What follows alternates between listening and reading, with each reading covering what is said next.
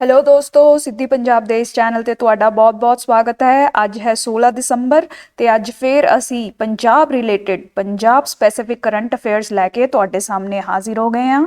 ਚਲੋ ਜੀ, ਫਿਰ ਅੱਜ ਦੀ ਡਿਸਕਸ਼ਨ ਸ਼ੁਰੂ ਕਰਦੇ ਹਾਂ। ਤਾਂ ਪਹਿਲਾਂ ਆਪਾਂ ਦੇਖ ਲੈਂਦੇ ਹਾਂ ਕਿ ਅੱਜ ਦੇ ਟੌਪਿਕਸ ਆਫ ਡਿਸਕਸ਼ਨ ਕਿਆ ਹੋਣਗੇ। ਆਪ ਇਹ 5 ਮੇਜਰ ਟੌਪਿਕਸ ਹੈ ਜਿਹੜੇ ਅੱਜ ਆਪਾਂ ਡਿਸਕਸ ਕਰਨ ਵਾਲੇ ਹਾਂ। ਅਗਨੀ 5 ਮਿਸਾਈਲ ਜਿਹੜੀ ਲਾਂਚ ਕੀਤੀ ਹੈ ਇੰਡੀਆ ਨੇ ਰੀਸੈਂਟਲੀ, ਇਹਦੇ ਬਾਰੇ ਡਿਸਕਸ ਕਰਾਂਗੇ। ਕੋਟਾ 'ਚ ਹੋ ਰਹੇ ਰਿਲੈਂਟਲੈਸ ਸੁਸਾਈਡਸ ਦੇ ਬਾਰੇ, ਇਹਨਾਂ ਦੇ ਕਾਰਨਾਂ ਦੇ ਬਾਰੇ ਤੇ ਇਹਨਾਂ ਨੂੰ ਰੋਕਣ ਲਈ ਕੀ ਕੀਤਾ ਜਾ ਸਕਦਾ ਹੈ, ਇਹ ਆਪਾਂ ਡਿਸਕਸ ਕਰਾਂਗੇ। ਦੈਨ ਸੈਂਟਰਲ ਗਵਰਨਮੈਂਟ ਦੁਆਰਾ ਜੋ ਗ੍ਰੈਵੀਐਂਸ ਰਿਡਰੈਸਲ ਸਿਸਟਮ ਹੈ, ਲੋਕਾਂ ਦੇ ਦੁੱਖ ਦਰਦ ਸਮਝਣ ਲਈ ਜਾਂ ਮੁਸੀਬਤਾਂ ਜਾਂ ਪ੍ਰੋਬਲਮਸ ਨੂੰ ਐਡਰੈਸ ਕਰਨ ਲਈ ਜੋ ਸਿਸਟਮ ਹੈ ਉਹਦੇ ਬਾਰੇ ਥੋੜ੍ਹਾ ਜਿਹੀ ਡਾਟਾ ਦੇਖਾਂਗੇ। ਦੈਨ ਤਵਾਂਗ ਚੈਲੰਜ ਜਿਹੜਾ ਇੰਡੀਆ ਚਾਈਨਾ ਦੇ ਬਾਰਡਰ ਤੇ ਇਸ਼ੂ ਚੱਲ ਰਿਹਾ ਹੈ, ਹੁਣ ਰੀਸੈਂਟਲੀ ਇਰਪਟ ਹੋਇਆ ਹੈ ਤਵਾਂਗ ਏਰੀਆ 'ਚ ਔਰ ਅਰੁਣਾਚਲ ਪ੍ਰਦੇਸ਼ ਦੇ ਏਰੀਆ 'ਚ, ਇਸ ਦੀ ਡਿਟੇਲ ਡਿਸਕਸ਼ਨ ਕਰਾਂਗੇ। ਦੈਨ ਵੈਰੀ ਇੰਪੋਰਟੈਂਟ ਟੌਪਿਕ ਜਿਹੜਾ ਆਪਣਾ ਅੱਜ ਚੱਲ ਰਿਹਾ ਹੈ ਨਿਊਜ਼ 'ਚ, GS2 ਦੇ ਪਰਸਪੈਕਟਿਵ ਤੋਂ ਤੁਹਾਡਾ NJAC ਤੇ ਕੋਲੀਜੀਅਮ ਦੀ ਡਿਬੇਟ ਜਿਹੜੀ ਚੱਲ ਰਹੀ ਹੈ ਇਹਦੇ ਬਾਰੇ ਵੀ ਡਿਟੇਲ 'ਚ ਡਿਸਕਸ ਕਰਾਂਗੇ। ਤੇ ਧਿਆਨ ਨਾਲ ਇਹ ਡਿਸਕਸ਼ਨ ਸੁਣੋ, ਤੁਹਾਨੂੰ ਬਹੁਤ ਹੈਲਪ ਕਰੇਗੀ ਪ੍ਰੀਲਿਮਸ ਹੋਵੇ ਚਾਹੇ ਮੇਨਸ।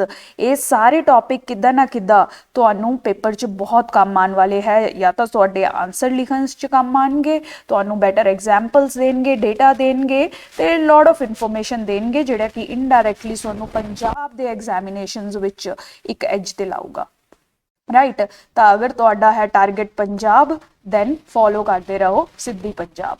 ਠੀਕ ਹੈ ਜੀ, ਚਲੋ ਫਿਰ ਪਹਿਲਾ ਟੌਪਿਕ ਅੱਜ ਦਾ ਸ਼ੁਰੂ ਕਰਦੇ ਹਾਂ ਆਪਾਂ, ਜਿਹੜਾ ਕੀ ਹੈ ਅਗਨੀ 5 ਮਿਸਾਈਲ ਦੇ ਬਾਰੇ।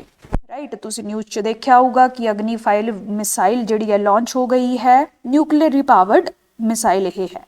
ਤਾਂ ਇਹਦੇ ਬਾਰੇ ਕੁਝ ਫੈਕਟਸ ਕਰ ਲੈਂਦੇ ਆ ਜਿਹੜੇ ਕਿ ਆਪਾਂ ਨੂੰ ਪ੍ਰੀਲਿਮਸ 'ਚ ਕਾਫੀ ਕੰਮ ਆਉਣਗੇ। ਅਗਨੀ 5 ਤੇ ਡਾਇਰੈਕਟ ਕੁਐਸਚਨ ਆ ਸਕਦਾ ਹੈ। ਇਹ ਕੁਝ ਫੈਕਟਸ ਤੁਸੀਂ ਯਾਦ ਰੱਖੋ ਤਾਂ ਬਹੁਤ ਹੀ ਯੂਜ਼ਫੁਲ ਰਹੇਗਾ ਇਹ ਤੁਹਾਡੇ ਲਈ। ਤਾਂ ਪਹਿਲਾ ਫੈਕਟ ਇਹ ਹੈ ਕਿ ਇਹ ਇੱਕ ਨਿਊਕਲੀਅਰ ਮਿਸਾਈਲ ਕੇਪੇਬਲ ਮਿਸਾਈਲ ਹੈ, ਯਾਨੀ ਕਿ ਆਪਾਂ ਇੱਕ ਨਿਊਕਲੀਅਰ ਵੈਪਨ ਇਹ ਮਿਸਾਈਲ ਦੇ ਉੱਤੇ ਮਾਊਂਟ ਕਰਕੇ ਉਹਨੂੰ ਲਾਂਚ ਕਰ ਸਕਦੇ ਹਾਂ ਕਿਸੇ ਵੀ ਐਨੀਮੀ ਦੇ ਅਗੇਂਸਟ, ਹੈ ਨਾ ਜੀ। ਠੀਕ ਹੈ, ਪਹਿਲਾ ਵੱਡਾ ਫੀਚਰ ਹੈ ਕਿ ਇਹ ਨਿਊਕਲੀਅਰੀ ਕੈਪੇਬਲ ਮਿਸਾਈਲ ਹੈ। ਸੈਕਿੰਡ ਵੱਡਾ ਫੀਚਰ ਇਹਦਾ ਹੈ ਕਿ ਇਹ ਇੰਟਰਕੌਂਟੀਨੈਂਟਲ ਬਲਾਸਟਿਕ ਮਿਸਾਈਲ ਹੈ। ਰਾਈਟ, ਇੰਟਰਕੌਂਟੀਨੈਂਟਲ ਦਾ ਮਤਲਬ ਜਿਹੜੀ ਇੱਕ ਕੰਟੀਨੈਂਟ ਤੋਂ ਕੰਟੀਨੈਂਟ 1 ਟੂ ਦੂਸਰੇ ਕੰਟੀਨੈਂਟ ਤੱਕ ਪਹੁੰਚ ਸਕਦੀ ਹੈ। ਕਹਿਣ ਦਾ ਮਤਲਬ ਇਹ ਹੈ ਕਿ ਇਹਦੀ ਰੇਂਜ ਕਾਫੀ ਜ਼ਿਆਦਾ ਹੁੰਦੀ ਹੈ। ਇੱਕ ਕੰਟੀਨੈਂਟ ਤੋਂ ਦੂਸਰੇ ਕੰਟੀਨੈਂਟ ਜਾਣ ਦਾ ਮਤਲਬ ਹੈ ਕਿ ਇਹਦੀ ਰੇਂਜ ਯੂਜੂਅਲੀ 5000 ਕਿਲੋਮੀਟਰ ਤੋਂ ਜ਼ਿਆਦਾ ਹੋ। ਰਾਈਟ, ਤੁਸੀਂ ਇੱਥੋਂ ਚੰਡੀਗੜ੍ਹ 'ਚ ਬੈਠੇ ਲੈਟ ਸਪੋਜ਼ ਤੁਸੀਂ ਮਿਸਾਈਲ ਲਾਂਚ ਕਰਦੇ ਹੋ, ਇਹ ਤੋਂ 5000 ਕਿਲੋਮੀਟਰ ਦੀ ਰੇਂਜ ਤੱਕ ਤੁਸੀਂ ਇਹ ਮਿਸਾਈਲ ਨੂੰ ਫਾਇਰ ਕਰ ਸਕਦੇ ਹੋ। ਕੋਈ ਵੀ ਟਾਰਗੇਟ ਜਿਹੜਾ 5000 ਕਿਲੋਮੀਟਰ ਵੀ ਦੂਰ ਹੈ ਉਹ ਇਸ ਵਿੱਚ ਕਵਰ ਹੋ ਜਾਏਗਾ। ਰਾਈਟ ਜੀ, ਇਹ ਬਹੁਤ ਇੰਪੋਰਟੈਂਟ ਇਨਫੋਰਮੇਸ਼ਨ ਹੈ ਇਹਦੇ ਲਈ ਯਾਦ ਰੱਖਣ ਲਈ। ਠੀਕ ਹੈ ਜੀ, ਹੁਣ ਨੈਕਸਟ ਇੰਪੋਰਟੈਂਟ ਇਨਫੋਰਮੇਸ਼ਨ ਅਬਾਊਟ ਅਗਨੀ ਜਿਹੜੀ ਤੁਸੀਂ ਯਾਦ ਰੱਖਣੀ ਹੈ, ਇਹ ਇੰਡੀਆ ਦੇ ਵਿੱਚ ਹੀ ਬਣੀ ਹੈ ਤੇ DRDO ਇੰਪੋਰਟੈਂਟ ਏਜੰਸੀ ਹੈ ਜਿਹਨੇ ਕਿ ਆਪਣੀ ਅਗਨੀ 5 ਮਿਸਾਈਲ ਨੂੰ ਲਾਂਚ ਕੀਤਾ ਹੈ ਜਾਂ ਤਿਆਰ ਕੀਤਾ ਹੈ। ਤਾਂ ਇਹ ਕੰਪਲੀਟਲੀ ਇੰਡੀਜੀਨੀਅਸ ਜਿਹੜੀ ਆਪਣੀ ਹੈ ਮਿਸਾਈਲ ਹੈ, ਬਾਹਰੋਂ ਨਹੀਂ ਖਰੀਦੀ ਹੈ ਜਾਂ ਕਿਸੇ ਦੀ ਮਦਦ ਨਾਲ ਆਪਾਂ ਇਸ ਸੱਚ ਨਹੀਂ ਬਣਾਈ ਹੈ, ਆਪਾਂ ਖੁਦ ਕੰਪਲੀਟਲੀ ਇੰਡੀਜੀਨੀਅਸ ਇਹ ਮਿਸਾਈਲ DRDO ਨੇ ਤਿਆਰ ਕੀਤੀ ਹੈ। ਠੀਕ ਹੈ ਜੀ, ਨਾਓ ਨੈਕਸਟ ਫੈਕਟ ਜਿਹੜਾ ਹੈ ਇਹ 3 ਸਟੇਜ ਮਿਸਾਈਲ ਹੈ। ਰਾਈਟ, ਮਿਸਾਈਲਸ ਜਿਹੜੇ ਹੈ ਫਿਊਲ ਸਿਸਟਮ ਵਗੈਰਾ ਹੁੰਦੇ ਹੈ, ਇਹਨਾਂ ਦੀ ਸਟੇਜਸ ਹੁੰਦੀਆਂ। ਤੁਸੀਂ ਬਰੀਫਲੀ ਯਾਦ ਰੱਖੋ ਕਿ ਇਹਦੀਆਂ 3 ਸਟੇਜਾਂ ਨੇ। ਰਾਈਟ, ਇਹ ਰੋਡ ਮੋਬਾਈਲ ਹੈ, ਯਾਨੀ ਕਿ ਤੁਸੀਂ ਰੋਡ ਤੇ ਕਿਸੇ ਵਹੀਕਲ ਜਿਵੇਂ ਕਿ ਵੱਡਾ ਟੈਂਕ ਵਗੈਰਾ, ਵੱਡਾ ਟਰੱਕ ਵਗੈਰਾ ਤੇ ਇਹਨੂੰ ਟਰਾਂਸਪੋਰਟ ਕਰ ਸਕਦੇ ਹੋ, ਹੈ ਨਾ ਜੀ। ਇਹਦੇ ਉੱਤੇ ਜਿਹੜੀ ਮਿਸਾਈਲ ਹੋਊਗੀ, ਮਤਲਬ ਇਹ ਮਿਸਾਈਲ ਨੂੰ ਤੁਸੀਂ ਕੈਨਿਸਟਰ ਦੇ ਥਰੂ ਲਾਂਚ ਕਰ ਸਕਦੇ ਹੋ। Right, canister can be used for launching this missile. ਠੀਕ ਹੈ ਜੀ, ਤਾਂ ਇਹ ਬਹੁਤ ਹੀ ਇੰਪੋਰਟੈਂਟ ਇਨਫੋਰਮੇਸ਼ਨ ਹੈ ਅਗਨੀ ਦੇ ਬਾਰੇ, ਤੁਸੀਂ ਯਾਦ ਰੱਖਣੀ ਹੈ। ਅਗਨੀ 5 ਜਿਹੜੀ ਹੈ, ਠੀਕ ਹੈ, ਉਹ ਨਿਊਕਲੀਅਰ ਕੈਪੇਬਿਲਿਟੀ ਹੈਗੀ ਆ, ਉਸ 'ਚ ਆਪਾਂ ਨਿਊਕਲੀਅਰ ਵੈਪਨ ਇਹਦੇ ਉੱਤੇ ਮਾਊਂਟ ਕਰਕੇ ਲਾਂਚ ਕਰ ਸਕਦੇ ਹਾਂ। ਇਹ ਇੰਟਰਕੌਂਟੀਨੈਂਟਲ ਬਲਾਸਟਿਕ ਮਿਸਾਈਲ ਹੈ। ਰਾਈਟ, ਦੈਟ ਮੀਨਸ 5000 ਕਿਲੋਮੀਟਰ ਤੋਂ ਜ਼ਿਆਦਾ ਦੀ ਰੇਂਜ ਤੇ ਆਪਾਂ ਐਨੀਮੀ ਨੂੰ, ਆਪਦੇ ਟਾਰਗੇਟ ਨੂੰ ਇਹਦੇ ਥਰੂ ਡੈਮੇਜ ਪਹੁੰਚਾ ਸਕਦੇ ਹਾਂ। ठीक है, साढ़े तो जो 5000 किलोमीटर दूर है उत्थे भी आप अटैक कर सकते हैं। यह कंप्लीटली इंडिजीनियसली डेवलप्ड मिसाइल है, अपनी इंपॉर्टेंट एजेंसी DRDO ने इसनू बनाया है।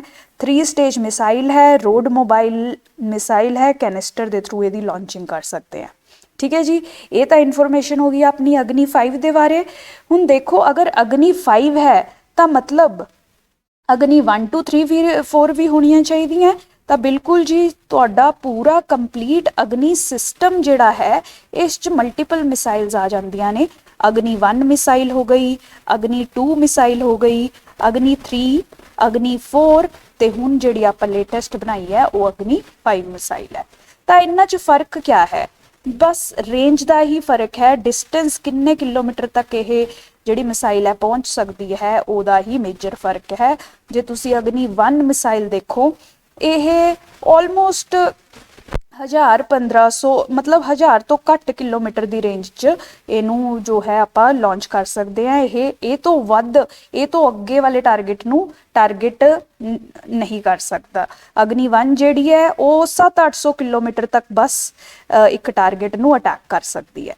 ठीक है जी, अग्नि 1। अग्नि 2 जिहड़ी है 2000 किलोमीटर तक तुसी कह सकते हो एक टारगेट नू अटैक कर सकती है। एवें ही अग्नि 3 जिहड़ी है ये अपनी 3000 तो लैके 3500 किलोमीटर तक दी इहदी रेंज है। इस तो वध के अगर कोई टारगेट हो उन्होंने नहीं इंपैक्ट कर सकती, बट अगर 3000 किलोमीटर तक कोई भी टारगेट है उन्होंने ये अग्नि 3 मिसाइल जिहड़ी है अटैक कर पाऊगी। एंड 4 विच फाइनली वही 4000 किलोमीटर तक अगर कोई टारगेट है आप उन्होंने अटैक कर सकते हैं। एंड 5 जिमें तुहानू पता ही है मोर दैन 5000 किलोमीटर। ठीक है जी, हुण देखो यह अग्नि 5 तक ही सीमित नहीं है ये सिस्टम, अग्नि 6 भी जल्द ही इंडिया विच तैयार हो रही है, जिहदी की जो रेंज है वो एक्सपैक्ट की जा रही है कि 8000 किलोमीटर तो भी ज़्यादा होगी। राइट, बहुत ही अगे साइंटिफिक एडवांसमेंट की गल है।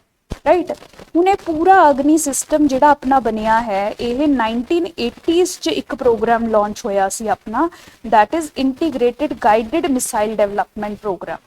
पूरी अग्नि सिस्टम जिहड़ा अपना आप देख रहे हैं 1980s च integrated guided missile development programme जिहड़ा कि APJ अब्दुल कलाम जी ने इंट्रोड्यूस किया सी इंडिया की सिक्योरिटी दे विच वास्ते, इंडिया की बॉर्डर सिक्योरिटी दे वास्ते, उस दे अंतर्गत ये सारी मिसाइलां बनाई गई ने। ठीक है जी, इस इंटीग्रेटेड गाइडेड मिसाइल प्रोग्राम दे अंदर होर भी काफ़ी मिसाइल्स बनाई गई हैं। मैं तुहानू एक एक्रोनिम दिन्नी है याद करने लई, पटना तो तुसी याद रख सकते हो। बेसिकली पृथ्वी पृथ्वी एक मिनट, इसके अंदर काफ़ी मल्टीपल जो मिसाइल्स हैं जिहड़ियां डेवलप की गई इंडिया द्वारा। पृथ्वी मिसाइल सिस्टम, अग्नि, ए तो अग्नि मिसाइल सिस्टम, T तो त्रिशूल मिसाइल सिस्टम जिहड़ा है बनाया गया है, N तो नाग सिस्टम, ते ए तो फिर आ गया अपना आकाश सिस्टम।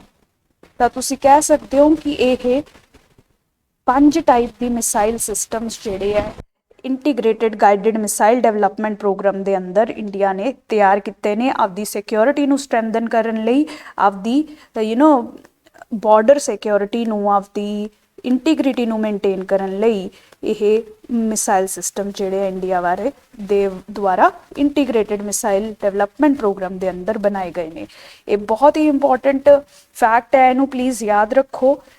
ये सारा प्रोग्राम अग्नि 5 क्या है, अग्नि दे सारे डिफरेंट सिस्टम्स ते उन्हां दी रेंजिस क्या ने, ते इंटीग्रेटेड मिसाइल डेवलपमेंट प्रोग्राम क्या है, बेसिक्स याद रखो। तुहानू मेन्स आंसर लिखण दे भी काम आउणगे ते प्रीलिम्स दे क्वेश्चंस भी तुसीं आंसर कर सकते हो। ठीक है जी, चलो फिर नेक्स्ट टॉपिक करते हैं। नेक्स्ट टॉपिक अपना है कोटा सुसाइड्स के बारे। तो रिसेंटली न्यूज़ आई है कि बहुत ही दुखदायक मतलब घटना हुई है कि 3 बच्चे कोटा दे विच अलग अलग इंस्टांसिस च उन्हां दी डेथ हो गई है by suicide. 3 students in Kota were found dead by suicide, you can से।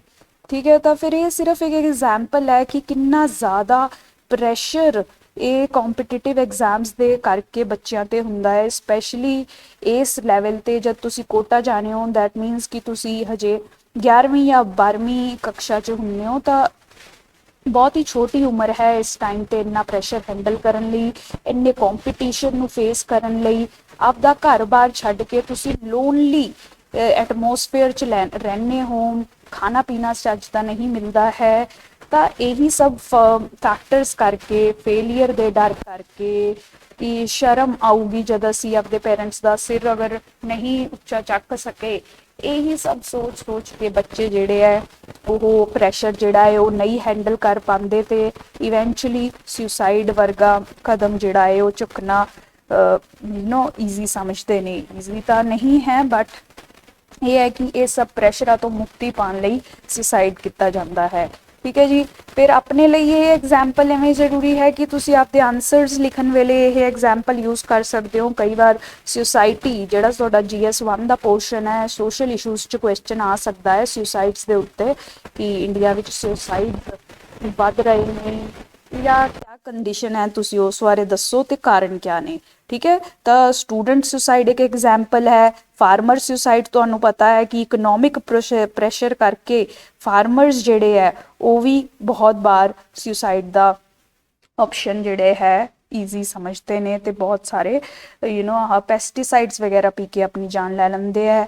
ਉਹ ਤੋਂ ਬਾਅਦ ਰਿਲੇਸ਼ਨਸ਼ਿਪ ਫੇਲੀਅਰਸ ਵੀ ਇੱਕ ਬਹੁਤ ਵੱਡੀ ਐਗਜ਼ਾਮਪਲ ਹੈ, ਜਿਹਦੇ ਕਰਕੇ ਮੈਂਟਲ ਪ੍ਰੈਸ਼ਰ ਕਰਕੇ ਉੱਥੇ ਵੀ ਸੁਸਾਈਡਸ ਬਹੁਤ ਹੁੰਦੇ ਹੈ। ਤਾਂ ਇਹੋ ਜਿਹੀ ਬਹੁਤ ਸਾਰੀ ਐਗਜ਼ਾਮਪਲਸ ਹੈ। ਅਗਰ ਕੋਈ ਕੁਐਸਚਨ ਆਏ ਸੁਸਾਇਟੀ ਦੇ ਰਿਲੇਟਿਡ, ਉਸ 'ਚ ਤੁਸੀਂ ਇਹ ਕੋਟਾ ਦੀ ਐਗਜ਼ਾਮਪਲ ਜ਼ਰੂਰ ਯੂਜ਼ ਕਰੋ, ਤੁਹਾਨੂੰ ਬਹੁਤ ਅੱਛੇ ਨੰਬਰ ਮਿਲਣਗੇ। ਠੀਕ ਹੈ ਜੀ।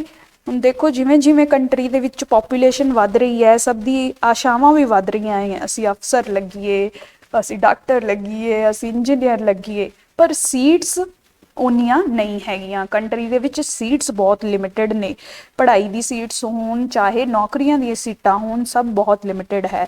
ਤਾਂ ਇਸੇ ਲਈ ਡਿਮਾਂਡ ਜ਼ਿਆਦਾ ਹੈ, ਫਲੋ ਆਫ ਪੀਪਲ ਜ਼ਿਆਦਾ ਹੈ, ਬਟ ਓਪਰਚੁਨਿਟੀਜ਼ ਜਿਹੜੀਆਂ ਉਹ ਬਹੁਤ ਘੱਟ ਹੈ। ਇਸ ਮਿਸਮੈਚ ਕਰਕੇ ਕੰਪੀਟੀਸ਼ਨ ਤੇ ਪ੍ਰੈਸ਼ਰ ਬਹੁਤ ਵੱਧ ਰਿਹਾ ਹੈ ਆਪਣੀ ਯੂਥ ਪੋਪੂਲੇਸ਼ਨ ਤੇ ਇਸੇ ਕਰਕੇ ਇਹ ਸੁਸਾਈਡਸ ਇੰਜਾਮ ਲੈ ਰਹੇ ਨੇ। ਠੀਕ ਹੈ ਜੀ। ਤੁਸੀਂ ਇਹ ਸਾਰਾ ਐਨਾਲਿਸਿਸ ਜਿਹੜਾ ਹੈ ਆਪਦੇ ਆਨਸਰਸ 'ਚ ਲਿਖ ਸਕਦੇ ਹੋ, ਤੁਹਾਨੂੰ ਰੀਜ਼ਨਸ ਆ ਸਕਦੇ ਆ ਸੁਸਾਈਡਸ ਦੇ, ਤਾਂ ਐਗਜ਼ਾਮਪਲ ਦੇ ਨਾਲ ਇਹ ਤੁਸੀਂ ਲਿਖਣਾ ਉਹ ਆਨਸਰ, ਤੁਹਾਨੂੰ ਬਹੁਤ ਅੱਛੇ ਨੰਬਰ ਮਿਲਣਗੇ। ਠੀਕ ਹੈ ਜੀ। ਅਗਰ ਆਪਾਂ ਦੇਖੋ ਟੈਕਨੀਕਲ ਡਾਟਾ ਵੀ ਦੇਖੀਏ, ਨੈਸ਼ਨਲ ਕ੍ਰਾਈਮ ਬਿਊਰੋ ਦਾ ਡਾਟਾ ਦੇਖੀਏ, ਬਹੁਤ ਹੀ ਇੰਪੋਰਟੈਂਟ ਆਰਗੇਨਾਈਜੇਸ਼ਨ ਹੈ, ਇਹ ਡਾਟਾ ਯਾਦ ਕਰਕੇ ਰੱਖੋ ਤੁਸੀਂ, ਤੁਹਾਨੂੰ ਬਹੁਤ ਕੰਮ ਆਏਗਾ ਆਨਸਰਸ ਦੇ ਵਿੱਚ। ਇਹ ਡਾਟਾ ਕਹਿੰਦਾ ਹੈ ਕਿ 2021 ਦੇ ਰਿਪੋਰਟ ਦੇ ਅਕੋਰਡਿੰਗ 2021 'ਚ 4.5% ਵਾਧਾ ਹੋਇਆ ਹੈ, ਇਨਕਰੀਜ਼ ਇਨ ਨੰਬਰ ਆਫ ਸੁਸਾਈਡਸ। ਠੀਕ ਹੈ ਜੀ। ਜਿੰਨੇ ਵੀ ਪਹਿਲਾਂ ਪਿਛਲੀ ਰਿਪੋਰਟ 'ਚ ਰਿਪੋਰਟਡ ਸੀ, ਉਸ ਤੋਂ 4.5% ਸੁਸਾਈਡਸ ਦੇ ਕੇਸਿਸ ਜਿਹੜੇ ਆ ਜ਼ਿਆਦਾ ਰਿਪੋਰਟ ਕੀਤੇ ਗਏ ਆ ਇਸ ਸਾਲ। ਮਹਾਰਾਸ਼ਟਰ 'ਚ ਸਭ ਤੋਂ ਜ਼ਿਆਦਾ ਸੁਸਾਈਡਸ, ਫਿਰ ਮੱਧ ਪ੍ਰਦੇਸ਼ ਤੇ ਤਮਿਲਨਾਡੂ। ਠੀਕ ਹੈ, ਤਾਂ ਤੁਸੀਂ ਦੇਖੋ ਕਿ ਸੁਸਾਈਡਸ ਦੀ ਗਿਣਤੀ ਜਿਹੜੀ ਆ ਵੱਧਦੀ ਜਾ ਰਹੀ ਹੈ। ਦੈਟ ਮੀਨਸ ਸੁਸਾਇਟੀ ਵਿੱਚ ਓਪਰਚੁਨਿਟੀਜ਼ ਤੇ ਡਿਮਾਂਡ ਦਾ ਬਹੁਤ ਮਿਸਮੈਚ ਹੋ ਰਿਹਾ ਹੈ। Opportunities are not able to meet up the demand of the youth population, and the result is increasing number of suicides. ठीक है जी। ये डाटा ਤੇ ਇਹ ਐਨਾਲਿਸਿਸ ਆਪਣੇ ਕੋਲ ਲਿਖ ਕੇ ਰੱਖੋ। ਆ 3 ਪੁਆਇੰਟ ਜਿਹੜੇ ਆਪਾਂ ਡਿਸਕਸ ਕੀਤੇ ਹੈ, ਇਹ ਤੋਂ ਤੁਸੀਂ ਆਨਸਰ ਵਿੱਚ ਫਿਰ ਇਹ ਯੂਜ਼ਫੁਲੀ ਯੂਜ਼ ਕਰ ਸਕਦੇ ਹੋ। Sides, the reasons, the root cause ਤੇ ਆਨਸਰ ਯਾਦ ਰੱਖਣਾ। ਠੀਕ ਹੈ ਜੀ। ਹੁਣ ਇਹਦੇ ਲਈ ਕੁਝ ਸਟੈਪ ਵੀ ਤੁਸੀਂ ਰਿਕਮੈਂਡ ਕਰ ਸਕਦੇ ਹੋ, ਕਿਆ ਕੀਤਾ ਜਾ ਸਕਦਾ ਹੈ। ਐਜ਼ ਅ ਕੇਸ ਸਟੱਡੀ ਵੀ ਇਹ ਕੁਐਸਚਨ ਆ ਸਕਦਾ ਹੈ ਕਿ ਤੁਸੀਂ ਲਾ ਲਓ ਕੋਟਾ ਦੇ DC ਹੋ ਜਾਂ DSP ਲੱਗੇ ਹੋਏ ਹੋ, ਤੇ ਤੁਹਾਡੇ ਸਾਹਮਣੇ ਰਿਪੀਟਡਲੀ ਸੁਸਾਈਡ ਦੇ ਕੇਸ ਆ ਰਹੇ ਆ ਕੋਟਾ ਵਿੱਚ ਪੜ੍ਹ ਰਹੇ ਬੱਚਿਆਂ ਦੇ ਵਿੱਚ, ਤਾਂ ਤੁਸੀਂ ਕੀ ਸਟੈਪਸ ਲਓਗੇ। ਉਸ ਟਾਈਮ ਤੇ ਤੁਸੀਂ ਆ ਵੇ ਫਾਰਵਰਡ ਸੁਜੈਸਟ ਕਰ ਸਕਦੇ ਹੋ ਕਿ ਪ੍ਰੈਸ਼ਰ ਨੂੰ ਮੈਨੇਜ ਕਰਨ ਦੀ ਟੈਕਨੀਕਸ ਤੁਸੀਂ ਅਪਣਾਓਗੇ। ਪ੍ਰੈਸ਼ਰ ਮੈਨੇਜਮੈਂਟ ਦੀ ਟੈਕਨੀਕਸ ਤੁਸੀਂ ਬੱਚਿਆਂ ਨੂੰ ਸਿਖਾਉਣ ਦੀ ਕੋਸ਼ਿਸ਼ ਕਰੋਗੇ। ਹੈਲਦੀ ਲਿਵਿੰਗ ਇੱਕ ਆਪਸ਼ਨ ਹੈ ਇਹਦੇ ਲਈ, ਜਿਹਦੇ ਵਿੱਚ yoga, exercise, balancing study with extra curricular activities, ਇਹ ਸਭ ਤੁਸੀਂ ਰਿਕਮੈਂਡ ਕਰ ਸਕਦੇ ਹੋ, ਹੈ ਨਾ ਜੀ। इसी तरीके नाल प्रैशर थोड़ा घटाया जा सकता है। तुसी भी एग्जाम की तैयारी कर रहे हो, प्रैशर तुहाडे ते भी ये सब चीज़ों का बहुत होना है, बट गल ये है कि आप सब नूं ये प्रैशरस जिहड़े है मैनेज करने सीखने चाहिए है। इसते ये तद ही हो सकता है जे आप एक हैल्दी लिविंग स्टाइल जिहड़ा है अपनाइए। तो दिन विच कुछ ना कुछ फिजिकल वर्कआउट जरूर किया जाए ताकि स्ट्रैस होरमोन्स जिहड़े है वो जिहड़ा है बाहर निकल सकन ते आपां जिहड़ा है हैल्दी वे च आपदा टारगेट नूं अचीव करिए। ठीक है जी, that is all about this topic. Next topic grievance redressal system. ਤਾਂ ਜਿਵੇਂ ਮੈਂ ਤੁਹਾਨੂੰ ਦੱਸਿਆ ਸੀ ਕਿ ਸੈਂਟਰਲ ਗਵਰਨਮੈਂਟ ਦਾ ਇੱਕ ਬਹੁਤ ਇੰਪੋਰਟੈਂਟ ਸਕੀਮ ਹੈ ਜਾਂ ਪ੍ਰੋਗਰਾਮ ਹੈ ਜਿਹਨੂੰ ਕਿ ਸੈਂਟਰਲ ਪਬਲਿਕ ਗ੍ਰੇਵੀਐਂਸ ਰਿਡਰੈਸਲ ਸਿਸਟਮ ਕਿਹਾ ਜਾਂਦਾ ਹੈ। ਇਹਦੇ ਅੰਡਰ ਤੁਸੀਂ ਐਜ਼ ਅ ਸਿਟੀਜ਼ਨ ਕੋਈ ਵੀ ਆਪਦਾ ਜੋ ਪ੍ਰੋਬਲਮ ਹੈ ਜਿਹੜੀ ਤੁਸੀਂ ਗਵਰਨਮੈਂਟ ਦੇ ਸਾਹਮਣੇ ਪ੍ਰੈਜ਼ੈਂਟ ਕਰ ਸਕਦੇ ਹੋ, ਤਾਂ ਉਹਦਾ ਹੀ ਡਾਟਾ ਇਹ ਮਿਨਿਸਟਰ ਨੇ ਪਾਰਲੀਮੈਂਟ 'ਚ ਦਿੱਤਾ ਹੈ। ਇਹ ਡਾਟਾ ਤੁਸੀਂ ਆਨਸਰਸ 'ਚ ਯੂਜ਼ ਕਰ ਸਕਦੇ ਹੋ, ਤਾਂ ਤੁਹਾਡੇ ਲਈ ਡਿਸਪਲੇ ਕੀਤਾ ਹੈ। लोग इस सिस्टम नूं बहुत यूज़ कर रहे हैं। देखो 60 लाख तो ज़्यादा ग्रेवियंसिस जिहड़े हैं स्टेट्स ते यूटीज़ या गवर्नमेंट्स दे अगेंस्ट जिहड़े है फाइल किए गए ने। इस विचों ऑलमोस्ट 4.7 लाख तुसीं कह सकते हो कि अजे भी पेंडिंग पए ने जिन्हां दे ग्रेवियंस अजे सॉल्व नहीं होए ने। ठीक है, ये तो छोटा जिहा डाटा है, बस ये थोड़ा लिख के रखो। आ दो फिगर्स मोर दैन 60 लाख इनू लिख सकते हो तुसीं, एग्जैक्ट फिगर याद करने की लोड़ नहीं। Around 4.7 lakh pending. ठीक है जी, ये भी अच्छा डाटा है। GS2 के गवर्नेंस के आंसरस च ये तुहानू काम आ सकता है। गुड गवर्नेंस से कोई क्वेश्चन आवे या ग्रेवियंस रिड्रेसल ते सीधा भी क्वेश्चन आ सकता है, उत्थे आपां ये डाटा यूज़ कर पावांगे। ठीक है जी, now next very important topic आप करते हैं, that is the Tawang challenge. The Tawang challenge तुहानू पता ही है कि चाइना ते इंडिया दे आह अपने सोल्जर्स जिहड़े है रिसेंटली उन्हां दे विच झड़प हुई है। अरुणाचल प्रदेश का अगर आप देखिए, अरुणाचल प्रदेश के तवांग एरिया च ये कन्फ्लिक्ट देखा गया है। राइट, ये एरिया ऑफ कन्फ्लिक्ट है। ठीक है, ये तो लेटेस्ट कन्फ्लिक्ट है। आप थोड़ा ब्रॉडली इंडिया चाइना के बॉर्डर के इशू बारे इस डिस्कशन के अंदर थोड़ा बहुत डिस्कस कर लें। ठीक है जी, हुण पहला सारों पहला अगर आप देखिए कि चाइना ते इंडिया का कन्फ्लिक्ट बॉर्डर दे विच बॉर्डर कन्फ्लिक्ट जिहड़ा 3 हिस्सों में वंडिया गया है।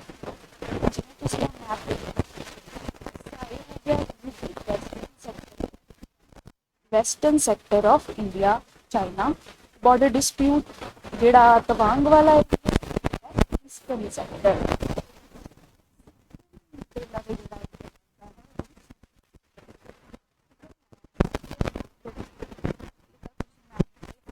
बनाऊंगे पेपर च, इसलिए मैं तुहानू बना के भी दिखा दूँ। कंसैप्ट तुहानू इस गूगल मैप च दिख रहा है। देखो जेड़ा अपना लद्दाख वाला एरिया है, इस एरिया नू वैसटर्न सैक्टर कहा जाता है। ठीक है जी, इंडिया चाइना के कॉन्टैक्स्ट च वैसटर्न सैक्टर। फिर आ अपना सिक्किम वाला एरिया बेसिकली इनू सेंट्रल या मिडल सैक्टर भी कहा जाता है। तो फिर इधर अपने नॉर्थ ईस्ट साइड ते जिहड़ा एरिया बचा है, जिहड़ा अरुणाचल प्रदेश वाला एरिया है, इनू ईस्टर्न सैक्टर भी कहा जाता है। ठीक है, तो फिर इस 3 एरियाज ब्रॉडली बहुत सारे डिस्प्यूट्स ने। तुसीं देखो कि अपना पुराना अस्काई चीन जिहड़ा अपना एरिया 1962 वॉर तो बाद चाइना ने इंडिया तो हड़प लिया सी, ये भी वैसटर्न सैक्टर च प्रेजेंट है। ये मेजर एरिया ऑफ कन्फ्लिक्ट है। तो बाकी है जो बहुत सारे पॉइंट्स है। गलवान वैली इंसीडेंट जिहड़ा कोविड के दौरान देखा गया सी, फिर पैंगोंग सो लेक पे जो कन्फ्लिक्ट रहिंदा है, दपसांग प्लैन, दौलत बेग ओल्डी, ये जो बहुत सारे कन्फ्लिक्ट पॉइंट तुहानू इस वैसटर्न सैक्टर के विच देखने को मिलते हैं। ठीक है जी, सेंट्रल सैक्टर मोर और लेस सैटल्ड है। चाइना ने सिक्किम तो इंडिया की सुवरेनिटी जी है वो एक्सैप्ट कर रखी है, बट फिर भी डिस्टर्बेंस क्रिएट करने लिए चाइना कभी कभी इस एरिया में फ्लेयर अप जरूर करता है। राइट, वो इशू हो गया है। हम ईस्टर्न सैक्टर च भी काफ़ी एरिया ਕਨਫਲਿਕਟ ਚੱਲ ਰਿਹਾ ਹੈ। ਆਲਦੋ ਚਾਈਨਾ ਤਾਂ ਆਪਦੇ ਅਕੋਰਡਿੰਗ ਪੂਰਾ ਦਾ ਪੂਰਾ ਅਰੁਣਾਚਲ ਪ੍ਰਦੇਸ਼ ਆ ਯੈਲੋ ਪਾਰਟ ਜਿਹੜਾ ਤੁਸੀਂ ਦੇਖ ਰਹੇ ਹੋ ਇਹਨੂੰ ਕਲੇਮ ਕਰਦਾ ਹੈ as China the area, but India ਨੇ ਸੈਟਲਡ ਕਰ ਰੱਖਿਆ ਹੈ ਕਿ ਅਰੁਣਾਚਲ ਪ੍ਰਦੇਸ਼ ਇੰਡੀਆ ਦੀ ਸਟੇਟ ਹੈ। ਠੀਕ ਹੈ, ਤਾਂ ਚਾਈਨਾ ਦੇ ਕਲੇਮਸ ਕਰਕੇ ਹੀ ਇੱਥੇ ਦੇਖੋ ਤਵਾਂਗ ਤੇ ਹੁਣ ਆਪਾਂ ਤਾਂ ਇਹ ਕਨਫਲਿਕਟ ਦੇਖਿਆ ਹੈ। ਆ ਏਰੀਆ ਤੁਸੀਂ ਦੇਖ ਸਕਦੇ ਹੋ, ਇੱਥੇ ਐਗਜ਼ੈਕਟਲੀ ਇਸ ਤਵਾਂਗ ਏਰੀਆ ਤੇ ਹੁਣ ਲੇਟੈਸਟ ਕਨਫਲਿਕਟ ਜਿਹੜਾ ਆਪਾਂ ਨਿਊਜ਼ 'ਚ ਦੇਖਿਆ ਉਹ ਵਿਟਨੈਸ ਕੀਤਾ ਗਿਆ।